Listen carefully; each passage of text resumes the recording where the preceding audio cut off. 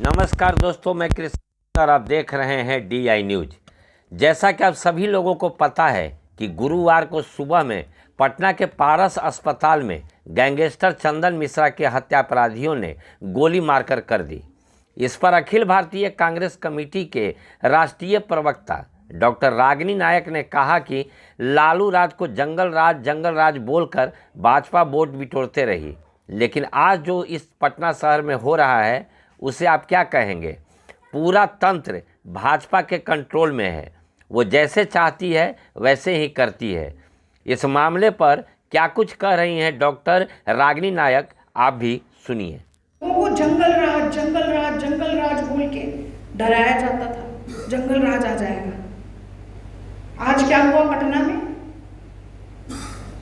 पारस अस्पताल में ICU में दिन दहाड़े सभी कैमरों के बीच में अंदर घुसकर गोलियों से एक व्यक्ति को मार दिया जाता है। वो व्यक्ति कोई भी हो।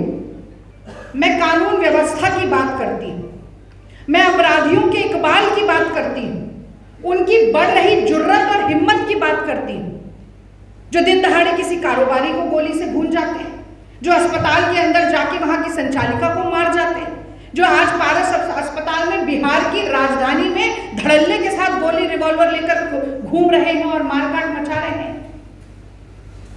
जिस क्षेत्र को ज्ञान का केंद्र माना जाता था, भारतीय जनता पार्टी ने, मोदी सरकार के ठगबंधन ने उसे क्राइम कैपिटल ऑफ इंडिया बना दिया है।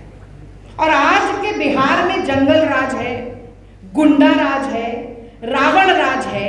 ये कहना अतिशयोक्ति नहीं है, बल्कि ये बिहार की सच्चाई है।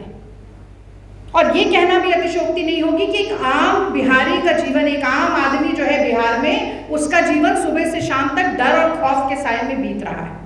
घर के भीतर भी डर है तो घर के बाहर, जैसे ही आप लांघ कर जाते हैं तो घर के बाहर भी आपको डर है। सूने रास्तों का डर है तो भीड़ में सरेआम भी डर है।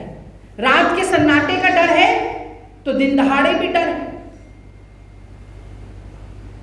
तो ये लॉ एंड ऑर्डर जो पूरा ये जो चरमरा रहा है, ये जो व्यवस्था आज लचर पड़ी है, ढर होकर पड़ी है, जो व्यक्ति खुले तौर पर सांस नहीं ले पा रहा है, डर और खौफ के साए में जी रहा है, इसकी सीधी सीधी जिम्मेदारी मोदी जी आपको लेनी पड़ेगी।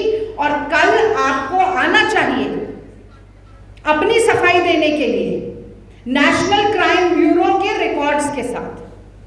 अगर आपको लगता है कि जो बात मैं कह रही हूं वो सच नहीं है, जो कांग्रेस आरोप लगा रही है वो सच नहीं है, तो आकर जवाब दीजिए, क्योंकि मेरे पास तो बहुत सारे आंकड़े हैं।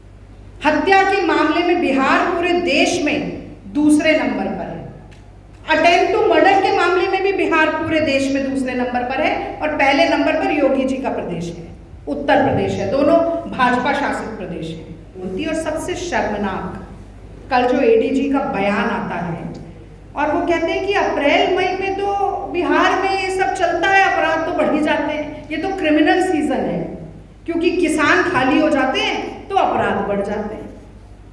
ये कैसी बात है? और मुझे तो याद आया, गुरु गुड़ ही रहा, चेला चीनी हो गया। मोदी जी तो बस कह रहे थे कि आतंकवादी हैं, आंदोलन जीवी हैं किसान, फिर उन्हीं किसानों के आगे घुटने टेक दिए, वो अलग बात है।